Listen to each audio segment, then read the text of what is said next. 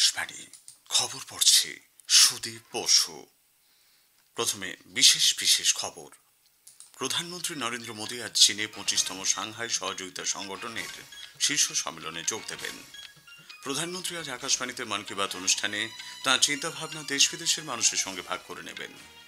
প্রতিরক্ষামন্ত্রী রাজনাথ সিং বলেছেন, সরকার সামরিক বাহিনীর আধুনিকীকরণের জন্য উপযুক্ত পরিকল্পনা গ্রহণ করেছে।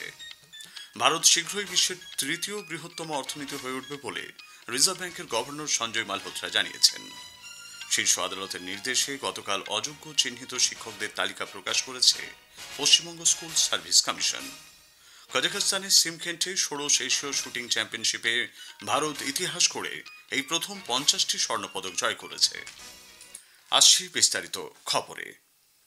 সাংহাই সহযোগিতা সংগঠন এসসিওর রাষ্ট্রপ্রধানদের 25তম বৈঠক আজ চীনের তিয়ানজিনে শুরু হচ্ছে। প্রধানমন্ত্রী নরেন্দ্র মোদী এই সম্মেলনে অংশ নিতে ইতোমধ্যেই তিয়ানজিন পৌঁছেছেন।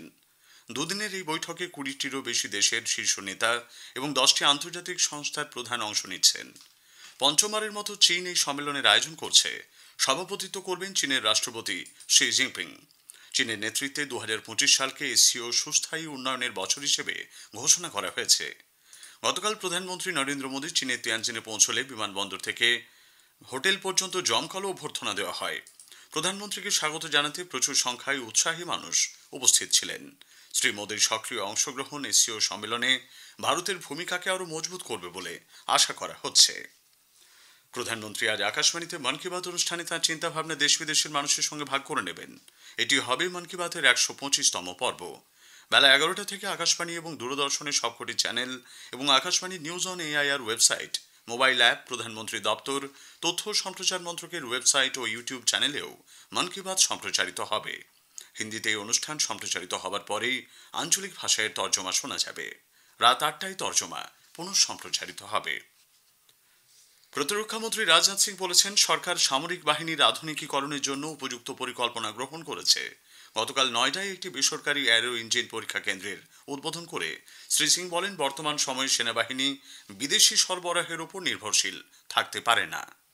एक और नया प्रयास हम देश के अंदर स्वदेशी एरो इंजन के डेवलपमेंट का भी कर रहे हैं कि हम एक शक्तिशाली एरो इंजन को डेवलप और मैन्युफैक्चर करेंगे। इस संदर्भ में हमारी तैयारी लगभग पूरी हो चुकी है और शीघ्र ही इसके लिए कार्य जमीनी स्तर पर आपको दिखने लग जाएगा। समय था जब डिफेंस सेक्टर से जुड़े इक्विपमेंट को लेकर हमसे यह सवाल होता था, कैन वी बिल्ड दिस, लेकिन अब यह सवाल बदल गया है। अब सवाल पूछा जाता है, how soon can you B diploid. কেন্দ্রীয় স্বরাষ্ট্রমন্ত্রী অমিত শাহ আহমেদাবাদের নগর স্বাস্থ্য কেন্দ্রের সূচনা করবেন। দুদিনের সফরে কেন্দ্রীয় স্বরাষ্ট্রমন্ত্রী গত সন্ধ্যায় গুজরাট পৌঁছেছেন। আজ তিনি একাধিক নগর বনায়ন প্রকল্পের উদ্বোধনেও অংশ নেবেন। গোয়ায় 5ম আসিয়ান ভারত যুব সম্মেলন আজ শেষ হচ্ছে। বিদেশ মন্ত্রক, ইন্ডিয়া ফাউন্ডেশন এবং আসিয়ান ফাউন্ডেশনের সহযোগিতায় এই সম্মেলনের মূল ভাবনা যুব সম্প্রদায়কে সংযুক্ত করা, আমাদের ভবিষ্যৎ গঠন। এই সম্মেলনে আসিয়ান ও ভারতের যুব সম্প্রদায়ের মধ্যে সহযোগিতা ও ঐক্যকে আরও জোরদার করার লক্ষ্যে আলাপ আলোচনা হয়েছে। ভারত, আসিয়ান সদস্য রাষ্ট্রগুলি এবং তিমুর লেস্তে থেকে 100 জনের বেশি প্রতিনিধি এই সম্মেলনে অংশ নিয়েছেন। ভারত শীঘ্রই বিশ্বের তৃতীয় বৃহত্তম অর্থনীতি হয়ে উঠবে বলে রিজার্ভ ব্যাংকের গভর্নর সঞ্জয় মালহোত্রা জানিয়েছেন। তিনি দেশের এই অগ্রগতির জন্য প্রধানমন্ত্রী জনধন যোজনার অবদানের কথা উল্লেখ করেন। ইন্দোরের রাঙ্গুয়াশা গ্রামে সরকারি ব্যাংকগুলির আর্থিক অন্তর্ভুক্তির প্রচার অভিযান সন্তৃপ্তি শিবিরে বক্তব্যে শ্রী মালহোত্রা বলেন, 11 বছর আগে কেন্দ্রীয় সরকার ও আরবিআই ব্যাংকগুলির সহযোগিতায় জনধন যোজনা চালু করেছিল, যা সারা দেশে উন্নয়নের পথ প্রশস্ত করেছে। দেশের প্রকৃত মোট অভ্যন্তরীণ উৎপাদন, প্রকৃত জিডিপি 2025-26 অর্থবর্ষের এপ্রিল থেকে জুন এই ত্রৈমাসিকে 7.8% বৃদ্ধি পাবে বলে আশা করা হচ্ছে। 5টি ত্রৈমাসিকের মধ্যে এটি সর্বাধিক। একটি প্রতিবেদন।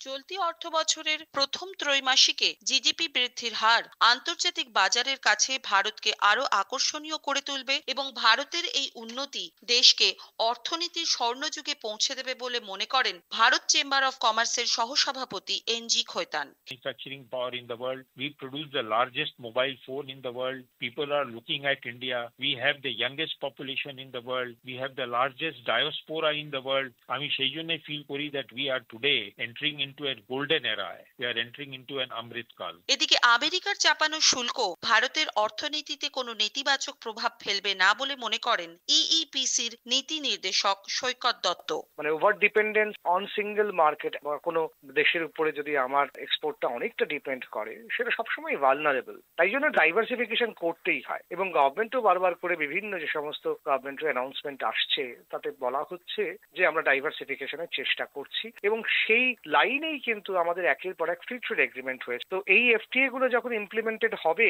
তখন আমাদের ডাইভার্সিফিকেশনের জায়গাটা কিন্তু অনেক বেশি আরো উন্মুক্ত হবে। কাশফিন নাহার, আকাশবাণী সংবাদ, কলকাতা। খবর শুনছেন আকাশবাণী থেকে। আমাদের সংবাদ শোনা যাচ্ছে ইউটিউব চ্যানেল আকাশবাণী সংবাদ বাংলা, ফেসবুক ও ইনস্টাগ্রাম আকাশবাণী সংবাদ কলকাতা এবং এক্স হ্যান্ডেল AIR নিউজ কলকাতাতে। শীর্ষ আদালতের নির্দেশ অনুসারে অযোগ্যদের তালিকা প্রকাশ করেছে পশ্চিমবঙ্গ স্কুল সার্ভিস কমিশন। 7 দিনের মধ্যে তালিকা প্রকাশ করার নির্দেশ দিয়েছিলেন বিচারপতি সঞ্জয় কুমার এবং বিচারপতি সতীশ চন্দ্র শর্মার বেঞ্চ। আদালতের বেঁধে দেওয়া সময়সীমার মধ্যে গতকাল সন্ধ্যের কিছু পরে কমিশনের ওয়েবসাইটে তালিকা প্রকাশ করা হয়।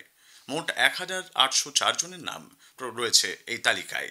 উল্লেখ্য, আগামী 7ই সেপ্টেম্বর এবং 14ই সেপ্টেম্বর এসএসসি নিয়োগ পরীক্ষা রয়েছে।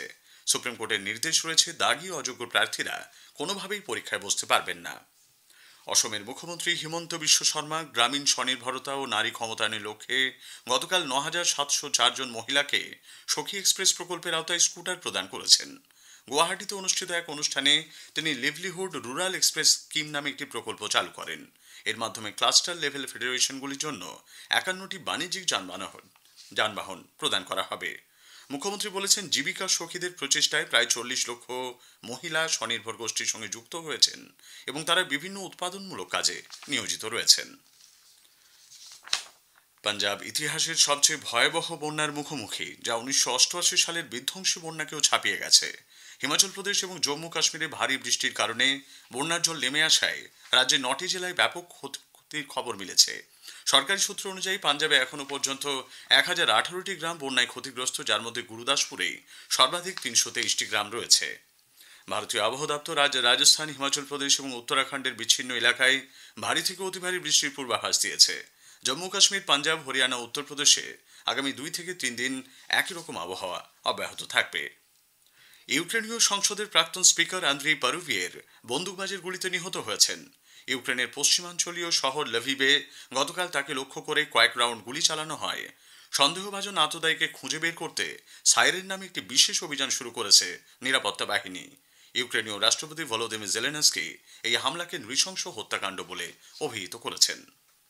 ইয়েমেনের রাজধানী সানায় ইসরায়েলি বিমান হামলায় হুথি সমর্থিত সরকারের প্রধানমন্ত্রী আহমেদ আল রাহাবি এবং আরও বেশ কয়েকজন মন্ত্রী প্রাণ হারিয়েছেন। আহত হয়েছেন আরও কয়েকজন। সে দেশের বিদ্রোহী হুথি গোষ্ঠী একথা জানিয়েছে। রাজধানী সানার দক্ষিণে ইসরায়েলের 10টি বিমান একযোগে এই হামলা চালায়। থাইল্যান্ডের কার্যনির্বাহী প্রধানমন্ত্রী হিসেবে সেদেশের বর্তমান উপপ্রধানমন্ত্রী ফুমথম ওয়েনচাইকে নিয়োগ করেছে সেদেশের মন্ত্রিসভা। এতদিন থাইল্যান্ডের প্রধানমন্ত্রী পদে থাকা পেটংটান সিনাওয়াত্রাকে গতকালই তার পদ থেকে সরিয়ে দেয় দেশের সাংবিধানিক আদালত। আসি খেলার খবরে। কাজাখস্তানের সিমকেন্টে ষোড়শ এশীয় শুটিং চ্যাম্পিয়নশিপে ভারত ইতিহাস গড়ে এই প্রথম 50টি স্বর্ণপদক জয় করল। ভারতের মোট পদক সংখ্যা 99 পৌঁছেছে। ভারতের কাছে রয়েছে 26টি রূপো এবং 23টি ব্রোঞ্জ পদকও। পদক তালিকায় ভারত শীর্ষে রয়েছে। কেন্দ্রীয় যুব ও ক্রীড়ামন্ত্রী ডক্টর মনসুখ মান্ডভিয়া গতকাল নতুন দিল্লিতে প্রথম ক্রীড়া সামগ্রী উৎপাদন সম্মেলনে সভাপতিত্ব করেছেন। এই উপলক্ষে তিনি ক্রীড়া সামগ্রী উৎপাদন নীতি প্রণয়নের জন্য একটি টাস্ক ফোর্স গঠনের ঘোষণা করেন। ভারতের সাত্বিক সাইরাজ রাঙ্কিরেড্ডি এবং চিরাগ শেট্টি প্যারিসে BWF বিশ্ব ব্যাডমিন্টন চ্যাম্পিয়নশিপের ব্রোঞ্জ পেয়েছেন। ভারতীয় এই জুটি গতকাল পুরুষদের ডাবলসের সেমিফাইনালে চীনের চেনবো ইয়াং এবং লিউ ই জুটির কাছে হেরে যান। ইউএস ওপেন টেনিস প্রতিযোগিতায় কোকো গফ মহিলাদের সিঙ্গলসে চতুর্থ রাউন্ডে উঠেছেন। ফ্লাশিং মিডোজে কোকো পোল্যান্ডের ম্যাগডালেনা ফ্রিজকে 6-3, 6-1 সেটে হারিয়ে দেন। পরবর্তী রাউন্ডে তিনি খেলবেন জাপানের নাওমি ওসাকার বিরুদ্ধে। শেষ করার আগে খবরের বিশেষ কিছু অংশ আরও একবার। প্রধানমন্ত্রী নরেন্দ্র মোদী আজ চীনে 25তম সাংহাই সহযোগিতা সংগঠনের শীর্ষ সম্মেলনে যোগ দেবেন। প্রধানমন্ত্রী আজ আকাশবাণীতে মন কি বাত অনুষ্ঠানে তাঁর চিন্তাভাবনা দেশ বিদেশের মানুষের সঙ্গে ভাগ করে নেবেন। কাজাখস্তানের সিমকেন্টের ষোড়শ এশীয় শুটিং চ্যাম্পিয়নশিপে ভারত ইতিহাস গড়ে এই প্রথম 50টি স্বর্ণপদক জয় করেছে। খবর শেষ হলো। এরপরে শুনুন স্থানীয় সংবাদ।